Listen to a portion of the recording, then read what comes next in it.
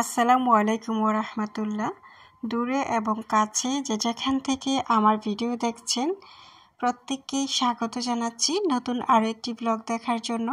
পুরো video skip না করে দেখার অনুরোধ জানাচ্ছি।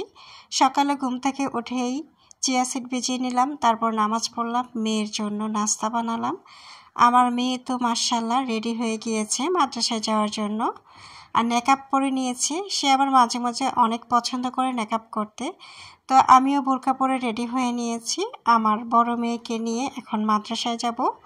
মাদ্রাসায় দিয়ে এসে আধা ঘন্টা হেঁটে এসেছি, তারপর স্লিম টি বসিয়ে দিলাম, চাটা করে নিয়েছি। তারপর আমি চা খেয়ে নিয়েছি। চা খাওয়ার 1 ঘন্টা পর নাস্তা বানাতে আসলাম। অল্প পরিমাণে ঘি দিয়ে এখানে আমি 2টা ডিম ভেজে নিচ্ছি।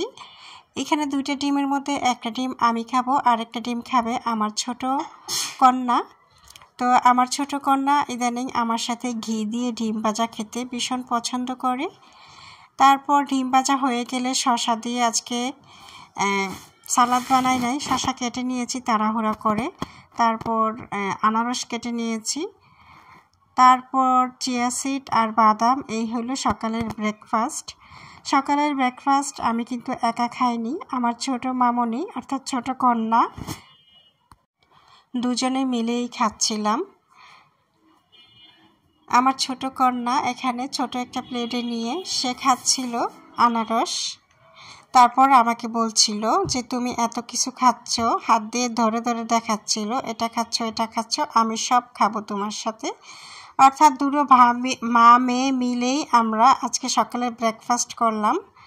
তারপর দুপুরে রান্নার জন্য আমি রেডি হয়ে গেলাম। এখানে 2টা বেগুন ছিল, অনেক দিন যাবত নষ্ট হয়ে যাচ্ছিল। নষ্ট হওয়ার বেগুনগুলোকে ভালো করে ছিলে নিচ্ছি। তারপর সাথে 2টা টমেটো, লবণ হলুদ দিয়ে অল্প পরিমাণে পানি দিয়ে সিদ্ধ দিয়ে দিচ্ছি। যেহেতু আমি ডায়েটে আছি, তো বেগুন দিয়ে এরকম কোনো রেসিপি করব না যে ভাত খেতে ইচ্ছা করে, একটু ডিফারেন্স হেলদি আইটেম করলাম।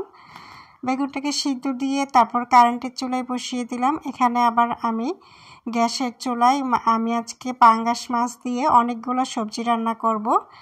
বেশি করেই রান্না করতেছি, এই বক্সে করে রেখে দেবো, অন্য একদিন খাবো, যেন 2 দিন হয়ে যায়। আর প্রতিদিন রান্নাটা অনেক বেশি কষ্ট হয়ে যায়, তো ইদানিং ভাবতেছি এটাই করব, 1 দিন 2 দিন যেন খাওয়া যায়, ওরকম করে বেশি করে যেটাই রান্না করি করব। মাঝে মধ্যে যেন একটু রেস্ট নিতে পারি। আসলে কাজ করতে করতে একটু দৌড়াদৌড়ি করতে করতে অনেক বেশি টায়ার্ড হয়ে যাচ্ছি আমি। পাঙ্গাস মাছগুলোকে আমি ভেজে নিয়েছি, তারপরে আধা চামচ পরিমাণ সরিষা তেল দিয়ে পেঁয়াজ দিয়ে অল্প পরিমাণে ভেজে এখানে দিয়ে দিলাম সিম, আলু। আলু তো আমি খাবো না, আলু খাওয়াবো আমার ছোট মেয়েকে, ভাত মাখিয়ে খাওয়ানোর জন্য আলু দিয়েছি। ফুলকপি, টমেটো দিয়ে এবার ভালো করে কষিয়ে নিচ্ছি। টমেটো দিচ্ছি বিধায় আমি একটু বাটা রসুন দিয়েছি আধা চামচ পরিমাণ, আর দিয়ে দিচ্ছি কাঁচা মরিচ, আর লাল মরিচ কিন্তু দিচ্ছি না। হলুদ দিয়েছি, লবণ দিয়েছি, আর 1 চিমটি পরিমাণে দিয়েছি ধনিয়া গুঁড়া। তারপরে পরিমাণ মতো গ্রেভি দিয়ে দিয়েছি। মাছগুলো দিয়ে সিদ্ধ করব ততক্ষণ পর্যন্ত যতক্ষণ পর্যন্ত না ভেজিটেবলগুলো কুক হয়। তো এত সহজ এবং সিম্পল করে রান্না করি, এবং রান্নাটা খেতে কিন্তু দারুণ টেস্টি হয়, হেলদি। এইগুলো খেলে গ্যাস্ট্রিকের সমস্যা হয় না। আসলে আমাদের প্রত্যেকেরই কিন্তু খাবারের দিকে মনোযোগী হওয়া উচিত। রান্নার রেসিপি করতে গিয়ে আর রান্নার রেসিপি দেখতে গিয়ে এত বেশি লোভনীয় খাবার দেখি, খাই, বানাই, এতে স্বাস্থ্যের অবস্থা 12টা বেজে যাচ্ছে। তো যেই বেগুনগুলো আমি সিদ্ধ করে রেখেছিলাম এগুলো একটু মিহি করে নিয়েছি, আর ফাঁকে তরকারিটা হয়েছে। তো তরকারি হয়েছে, ধনিয়া পাতা দিয়ে দিয়েছি। তরকারি চুলা বন্ধ করে এখন বেগুনটাকে এখানে একটা পেঁয়াজ কেটে দিয়েছি, আর দিয়ে দিচ্ছি 2টা কাঁচামরিচ কেটে দিয়ে এবার অল্প পরিমাণে তেল দিয়েছি, আধা চামচের থেকেও কম, দিয়ে নেড়ে চেড়ে পেঁয়াজগুলোকে অল্প পরিমাণে ভাজবো, বেশি ভাজবো না। তারপর মিহি করে রাখা বেগুনটা দিয়ে দিলাম। এভাবে করে রেসিপিটা করেছি, ধনিয়া পাতা দিয়ে দিলাম। এত বেশি টেস্টি হয়েছে, আমার ইচ্ছা করেছিল যে ভাত খাই, তবে নিজেকে অনেক কষ্ট করে কন্ট্রোল করলাম যে না, ভাত খাওয়া যাবে না। তো আপনারা চাইলে বেগুন এভাবে রেসিপি করতে পারেন, ভীষণ ভালো লাগে।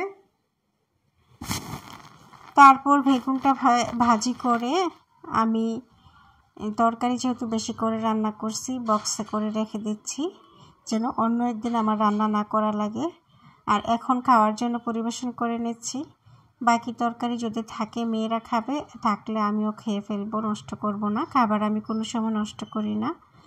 খাবার পরিবেশন করে নিয়েছি, কিন্তু আজকে সালাদ করি নাই। আসলে এত বেশি ব্যস্ত ছিলাম যে সালাদ করব করা হয়ে ওঠে নাই। 3টা বেজে গিয়েছে দুপুরের খানা খেতে খেতে। ডায়েটের খানা এত লেট করে খাওয়া ঠিক না, কিন্তু কি করব, সময়ের সাথে যে আমি পারতেছি না। সময় আমার আগে দৌড়াইতে থাকে। তারপরে আমি এখন সালাদগুলো কেটে নিচ্ছি। একদম বেশি করে 3 বেলার সালাদই কেটে নিচ্ছি। দুপুরে খাবো, রাতে খাবো, সকালে খাবো।